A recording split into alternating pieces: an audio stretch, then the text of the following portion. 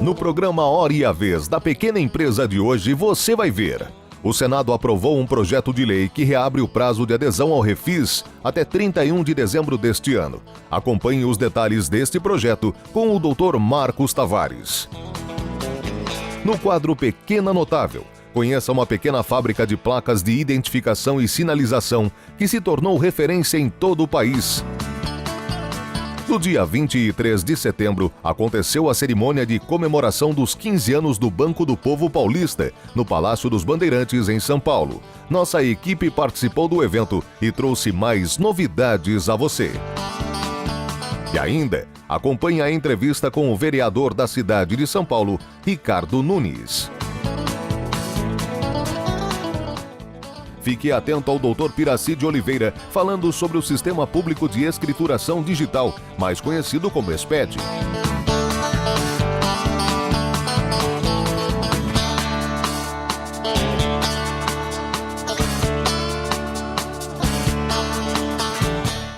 Você sabia que amanhã, dia 29 de setembro, é comemorado o Dia do Petróleo?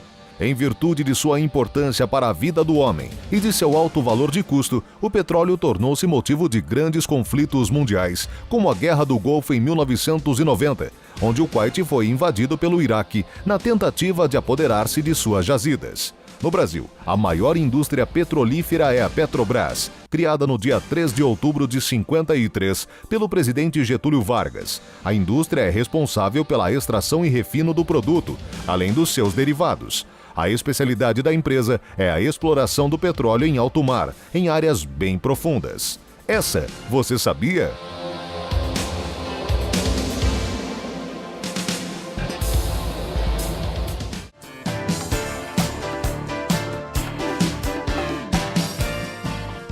Nesse mês de setembro, o Senado Federal aprovou o projeto de conversão da medida provisória 615, que, entre outras várias matérias, reabre o prazo para adesão ao chamado Refis da Crise.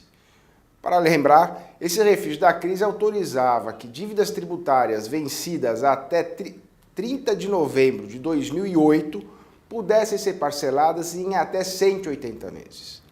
Portanto, agora se reabre o prazo, mas, importante destacar, para o parcelamento dessas mesmas dívidas tributárias, ou seja, apenas para a dívida tributária que esteja vencida até, ou que tenha vencido até 30 de novembro de 2008.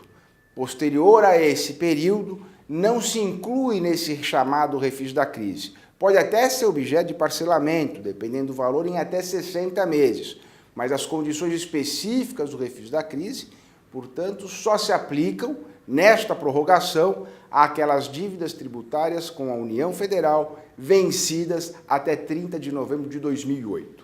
Pelo projeto e pelo que foi aprovado, portanto, essa adesão, essa prorrogação de prazo para adesão ao Refis da Crise poderá se dar até dia 31 de dezembro deste ano de 2013.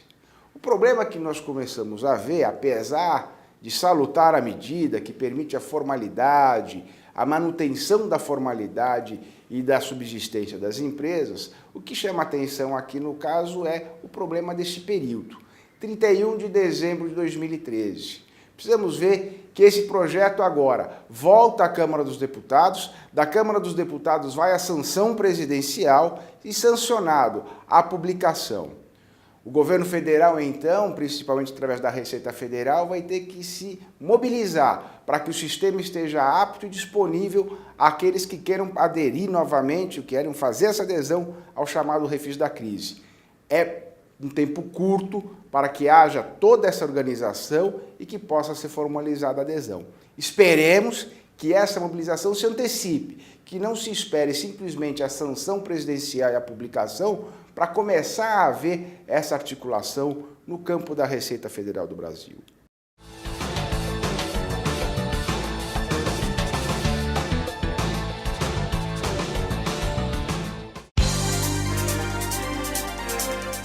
Você está assistindo A Hora e a Vez da Pequena Empresa.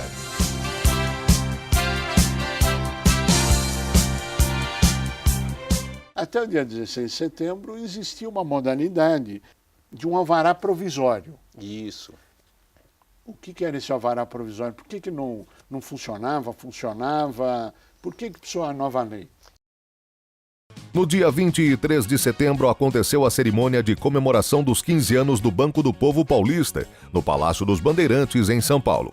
Programa importantíssimo, é um microcrédito exatamente para as pessoas que estão iniciando o desafio de superar, às vezes, o desemprego, de construir o seu negócio. Para você ter uma ideia, em 15 anos, mais de 1 bilhão e 200 milhões foram emprestados, em cerca de 400 mil operações foram feitas. Nós já temos o Banco do Povo em 497 municípios de São Paulo, então, portanto, praticamente em todo o estado, e é possível, depois de tanto tempo, a gente, com uma inadimplência que não supera 2%, saber que esse é um programa que deu certo. São mais de 497 municípios que já contam com o Banco do Povo, ajudando a transformar a vida das pessoas.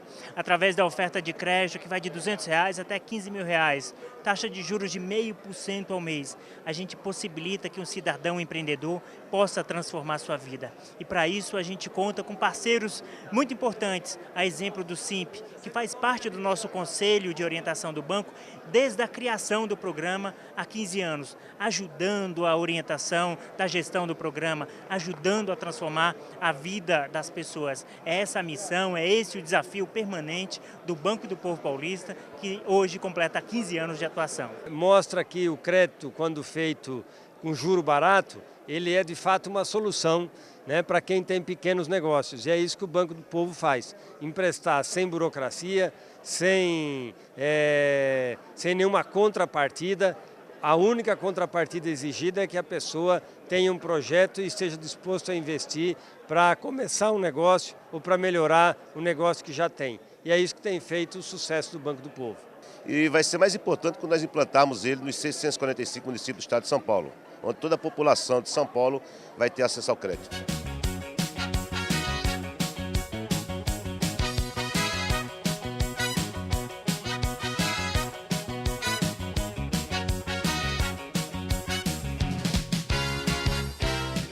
Há 12 anos no mercado, esta pequena empresa paulistana é expert na criação e produção de placas de sinalização e identificação.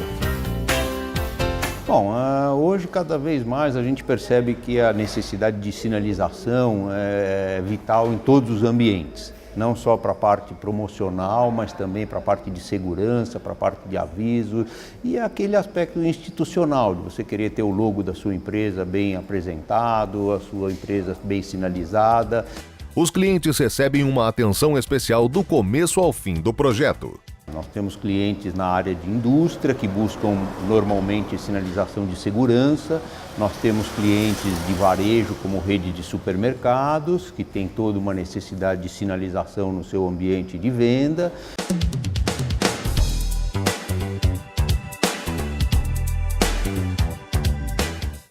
Essa é uma máquina de corte a laser para materiais não metálicos. Ela permite que a gente faça um corte de contorno especial como esse, no caso em MDF, que depois recebe um adesivo impresso e constitui também uma placa de sinalização. Esta é uma empresa 100% nacional, que busca auxiliar a sinalização de ruas, comércios e traz o desenvolvimento do nosso país.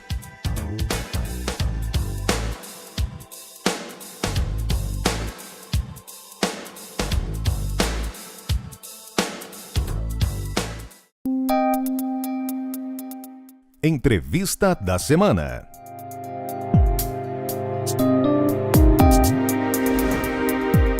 Hoje nós teremos um exemplo muito claro de quem sabe, faz a hora, não espera acontecer e que beneficiou milhões de micro e pequenos empresários do município de São Paulo.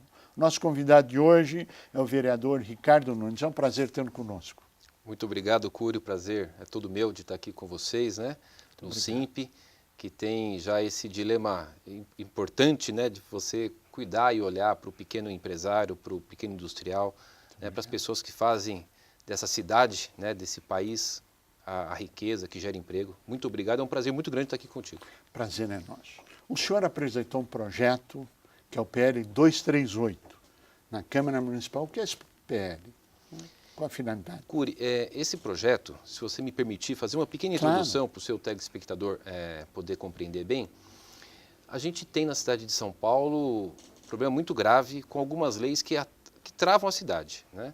E a gente tem uma lei que cuida da licença de funcionamento, que é uma lei bastante retrógrada, tanto é que, se você me permitir dar alguns números aqui, Por favor. nós temos mais de 90% de todo estabelecimento na cidade de São Paulo, Cury, sem a licença de funcionamento. 90% das empresas no município de São Paulo não têm a licença de funcionamento. Exatamente. Mais de 90% de todos os estabelecimentos não têm a licença de funcionamento. Então, a gente percebe que se mais de 90%, Cury, não consegue tirar a licença de funcionamento, é óbvio que quem está errado é a lei. Não pode ser mais de 90%, né? A gente Claro. por aí já tem consegue deduzir. E se a lei é que está errada, o que nós precisamos fazer? Precisamos corrigir a lei, trazer ela para a realidade, né? E aí esse PL 238, né, o PL que eu apresentei junto com a bancada do PMDB na Câmara Municipal de São Paulo, que ele faz uma alteração na lei e ele simplifica, ou melhor, ele traz para a realidade para ter a obtenção da licença de funcionamento. Como é que era a lei, Cury? Ela tinha a vinculação do habite-se ou do auto de conclusão de obra da edificação, né? E aí, se você não tinha a sua edificação regularizada, você não conseguia tirar a licença de funcionamento, porque uma coisa era atrelada à outra. E esse nosso projeto de lei, ele desvincula isso. Mas veja bem, não é que é uma coisa que a gente criou, que a gente inventou. No estado de São Paulo, Cury, não tem nenhuma outra cidade, grande cidade, que tem essa vinculação. Então, Só o município de São Paulo. só o município de São Paulo. Se você pegar aqui São Caetano, São Bernardo, Tabuão, Ibuguaçu, Itapecerica, né, várias cidades, né, ninguém tem essa vinculação. Ninguém tinha esse nível de exigência, ou melhor, esse nível de criar dificuldade, né? Agora, Ricardo Nunes, conta pra gente, o empresário que está nos assistindo, como é que esse PL muda a vida dele? Como é que isso desburocratiza a vida dele no mundo real, no mundo do dia a dia? Então, Cury, olha, com esse PL que o prefeito Fernando Haddad, até eu gostaria aqui de fazer uma justiça muito grande, porque às vezes a gente vota projeto na Câmara e depois o prefeito veta e a coisa acaba não andando, né? No dia 16 último, o prefeito Fernando Haddad... 16 de setembro. Dia 16 de setembro, o prefeito Fernando Haddad, com a sensibilidade de um homem público que escuta, né? Ele sancionou o projeto, então, inclusive virou lei, né? Ele já fez a sanção no dia 16, estive com ele lá no gabinete dele na prefeitura, e foi a lei 15.855, ou melhor, 15.855, é isso mesmo. Então, o prefeito ele tem um grande mérito nesse processo também. Como eu disse anteriormente, não querendo ser repetitivo, mas acho que é importante enfatizar, não adianta os vereadores ter boas ideias, bons projetos, e o prefeito não acompanhar e não sancionar. Se o legislativo e o executivo não andarem juntos, a coisa não anda. Exatamente. Ou seja, no dia 16 de setembro foi sancionada a Lei 15.855. Isso. Agora, o senhor deu entrada no projeto de lei que dia? Então, Cury, esse é meu primeiro mandato, né? Nós demos entrada nesse projeto de lei em abril. Deste ano? Desse ano, em abril de 2013. É meu primeiro mandato, eu assumi dia 1º de janeiro. Então, nós protocolamos esse projeto em abril desse ano. Ele teve a primeira votação na casa, passou por duas audiências públicas de muita qualidade, com representantes de várias associações, de várias entidades, de várias pessoas da sociedade civil, muito debatido, bastante dialogado sobre ele, onde durante as duas audiências públicas esse projeto foi melhorado e ele entrou em segunda votação, e aí agora foi para a sanção do prefeito. Até aproveitando, né, puder aqui agradecer os meus colegas da Câmara, os demais vereadores que votaram favorável a esse projeto de lei. Eu fiz uso da tribuna por 3 ou 4 vezes, pedindo, né, aos vereadores, às vereadoras, olha, é importante, né, e coloquei alguns números que depois eu gostaria de te passar aqui, para justificar a importância do projeto, para justificar a importância de a gente aprovar isso. Então foi muito rápido. Ou seja, do dia 23 de abril de 2013, foi quando o senhor apresentou o PL 238, e no dia 16 de setembro do mesmo ano foi sancionada a Lei 15.855. Agora, o que isso mudou na vida das pessoas? Ele não precisa mais tirar uma licença de funcionamento? Então, como é que isso funciona? Como é que simplifica a vida? simplifica assim. O que acontece? Eu costumo brincar de que a lei que falava da licença de funcionamento é como se a gente pudesse fazer uma brincadeira aqui positiva, dizer o seguinte: olha, você está parado, dá um pulo de 10 metros para cima. A pessoa não consegue. Ela não consegue pular 10 metros de altura, Claro. né? Você consegue falar, pula 10 centímetros, 20, meio metro, 1 metro. O que essa lei faz? Ela traz para a realidade. Ela fala o seguinte: olha, eu estou te pedindo algo que você pode atender dentro da legalidade, sem criar algo ilegal na cidade, né? Mas que ele tem condições de atender e consiga tirar sua licença de funcionamento. O que o empresário, o comerciante, o empreendedor, o prestador de serviço, o que ele precisa de ter para tirar a licença de funcionamento dele? Ele precisa, também não pode abrir em qualquer lugar, né, Cury? Que ele tenha um engenheiro que seja registrado no CREA, que ele vá no estabelecimento, no imóvel, e ele faça um laudo atestando que aquele imóvel tem condições de uso. Porque também nós não poderíamos ser responsáveis de dar licença em locais que não teriam condições de uso. Então, o engenheiro indo até o local e atestando, recolhendo a ART, que é a anotação de responsabilidade técnica, né? E ele atestar que aquele imóvel ele tem condições de uso, ele vai dar entrada na subprefeitura e ele vai conseguir obter a sua licença de funcionamento. Até quantos metros? Até 1.500 metros quadrados. Então, Ou seja, qualquer pessoa que tem um imóvel de até 1.500 metros quadrados, que esteja no zoneamento apropriado. Exatamente. E Boa observação. E que tenha a regularidade técnica atestada por um engenheiro registrado no Conselho Regional de Engenharia, ele está isento dessa licença de funcionamento até 1.500 metros. Ele consegue tirar a licença de funcionamento, né, se ele tiver um imóvel até 1.500 metros quadrados. Isso. Então, se ele tiver um imóvel até 1.500 metros quadrados, com o atestado do engenheiro, registrado no conselho, e tiver dentro do zonamento dele, ele consegue tirar a sua licença de funcionamento. Agora, no passado, até a aprovação Passado dessa recente, lei, dia 16 de setembro. Né? Até o dia 16 de setembro existia uma modalidade de um alvará provisório. Isso. O que era esse alvará provisório? Por que não funcionava? Funcionava? Por que precisou a nova lei? O que acontece? Os vereadores da legislatura passada, eles fizeram lá um projeto que instituiu o alvará condicionado. O que era o alvará condicionado? É como está na lei, mas podemos ler alvará provisório. Por que era alvará provisório? Ele dizia o seguinte: olha, você pode tirar o seu alvará condicionado, né, leia-se provisório, por 2 anos, renovável por mais 2, mas você vai ter que depois regularizar o seu imóvel. Então, Cury, quase ninguém aderiu. Não chegou Quantos casos tiveram em 2 anos? Não chegou a 500. 500 imóveis em São Paulo. Agora, essa lei que o senhor aprovou, que deu entrada e que a Câmara, como colegiado, todos os partidos, todos os vereadores votaram e aprovaram, beneficia quantos estabelecimentos ou quantos imóveis, quantos prédios em São Paulo, no município? Olha, Cury, beneficia muito. Para você ter uma ideia, eu faço parte da Comissão de Finanças na Câmara Municipal de São Paulo e até para preparar esse meu projeto, eu fiz alguns requerimentos de informação, porque eu já os tinha, mas eu os queria de forma oficial. Então eu fiz vários, mas queria citar 2 aqui. Um requerimento era para dizer o seguinte: Prefeitura, quantos CCMs temos na cidade? O que é o CCM? É o Cadastro de Contribuinte Imobiliário. Todo mundo que presta serviço tem que ter o seu CCM para tirar sua nota fiscal, né?